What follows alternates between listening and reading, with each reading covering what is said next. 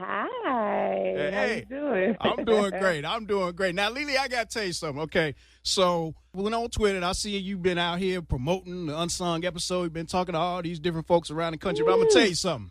There's only one radio personality in the whole country that's actually in the SWV Unsung episode, and that's the one you're talking to right now.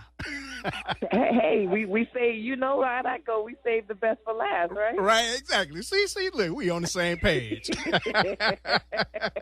let me ask you this. Now, I've done about 5 unsung so far, and when I found out they were doing SWV, I was like, I got to be in that one because for a couple of reasons. Number one, you all started in 1992. Yeah, we did, yeah. And that's also the year that I started doing radio in college. Wow. Yeah, we both got the, 25th anniversary thing going on this year. We have that connection then. Exactly. I played a lot of them big hits, so I'm like, yeah, I got to be down with the SWV. Well, we thank you and we appreciate you. Yeah, and I appreciate being in it too. And here's the deal, though.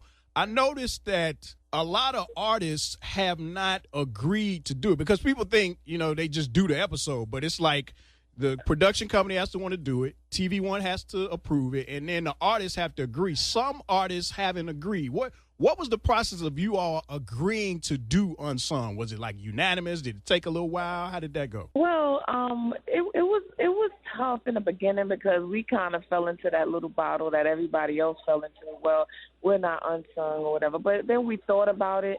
When you think of unsung, it just basically means you're not celebrated, So I think SWV fits that well. I mean, as far as the fans supporting us, buying our records, absolutely. They showed up and they showed out, and that's why we 25 million plus strong now.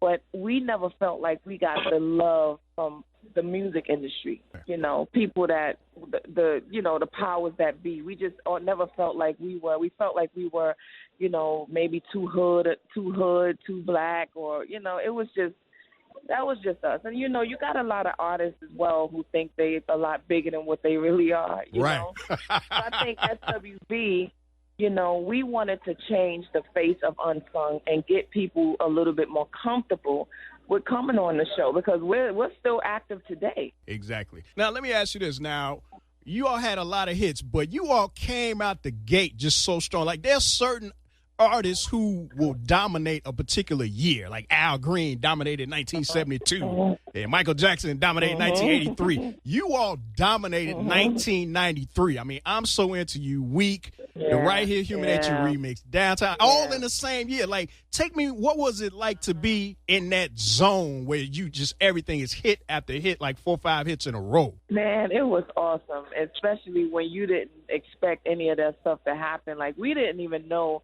that we were going to take off, the record was going to take off as quick as it did. I mean, one minute I was going to the store, going shopping with my godmother's food stamps, and then next thing you know, I was doing a 50-city promo tour. So this thing happened so quick. But I'm thankful, man. It's nothing like being a part of a hit record, I'm telling you. You all had a lot of big hits. But were there any songs that you did that you personally really liked that maybe didn't get the attention of Weak and Anything and a lot of the bigger songs? Oh, my God. My favorite SWV song is Anything with Wu-Tang Clan.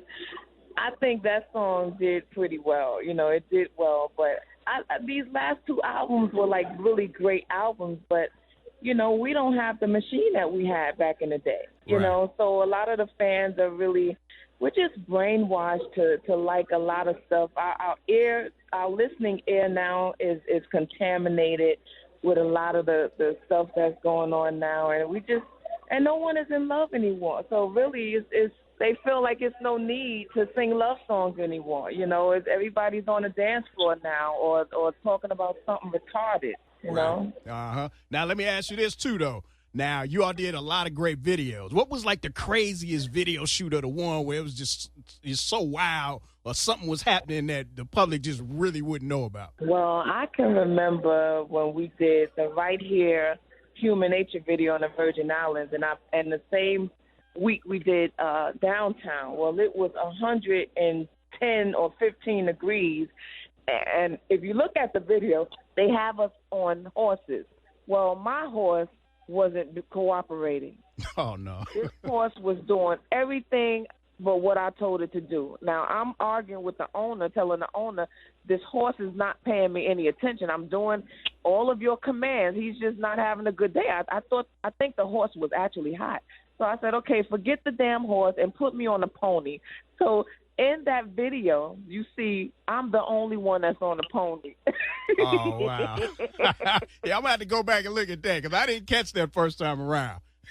Oh, I cursed that whole video. I tell you, boy. Hey, well, maybe that's so where hot, Genuine man. got the idea from, ride the pony. You know what I'm saying? I mean, just this all in the 90s, so ain't no telling. Yeah, Genuine. I got to check him on that. Now, you all did the It's About Time CD. You had the remixes. That was hot. You did New Beginning. And then when y'all did Can We with Missy Elliott from the Booty Call Side, I just remember how huge of a hit that was. And I think it kind of caught the record company off guard, like because it seemed like they rushed the third CD out. How did that end up going? Well, the thing about it was, I think there was a moment where RCA went through an executive transition. Like they went through a transition where they fired a lot of people and brought on a lot of new people. Well, the new people, they really didn't know our style. You know what I'm saying? They didn't really know what to do with a group like SWV, and they fired the guy who actually put us together, was responsible for getting us all of those records, which was dumb in itself. And we suffered because of that transition. So, every time I think of that, it pisses me off. And then we ended up doing this album where we had all of these rappers featuring SWV, which was stupid. I mean, it was just a budget sucker. Yeah, and you know what? I remember at the time, it was like 8 out of the 12 songs had rappers, and to me, it made it seem like you all would have guessed on your own CD instead of the other way around. Ridiculous. So you know how big that budget was. You're right. It wasn't a smart business decision, and we suffered as a result of that. Yeah, that's all right. But you all have come back. You end up breaking up, going away, and now you come back, and it's like everything is coming back around for you all. Yes. And I'm really happy to see that, too. Yeah, it's a blessing. And I think you're going to see, you have to look at this show tonight with an open mind. And because, when you're an artist, a lot of fans are connected to you for whatever reason. We just don't want the fans to love us any less. And we just want them to know that we're human. And if we don't do anything with this episode tonight, we want to let everybody know that it's okay to forgive. Sometimes we fall, but we get back up. You realize when you're young, you do stupid things. Like the scripture says, when you're a child, you speak as a child, and when you grow older, you put away childish things. Right. And I think we're at that point now where we put away a lot of the childish things, and that's what we want people to get from this episode tonight. All right, well, the SWV Unsung episode airs tonight, 7 o'clock. Everybody in Dallas-Fort Worth needs to definitely tune in and check it out. Yes. It's the season premiere for Unsung TV One. I'm happy because not only am I in the SWV episode, but this is like the first of 5 out of the 8 in this new season. So I'm going to be all over the place. But this is the big one right here. Yes, this is the big one, man. We want everybody to just tune in tonight and call somebody that you haven't spoken to in a long time and just say, I love you, I forgive you, or vice versa. So if you don't get nothing from this episode, we want you to understand that it's okay to say I'm sorry. It's okay to forgive and move on with life. Life is too short. Exactly. Well, Lelee, thank you so much for calling. It's definitely been a pleasure. Looking forward to the episode, and I hope you're happy with it. I'm sure you will be, because it's one of the best ones I've seen, definitely. Really? Oh, okay. yeah. Thank you, baby. Thank you so much.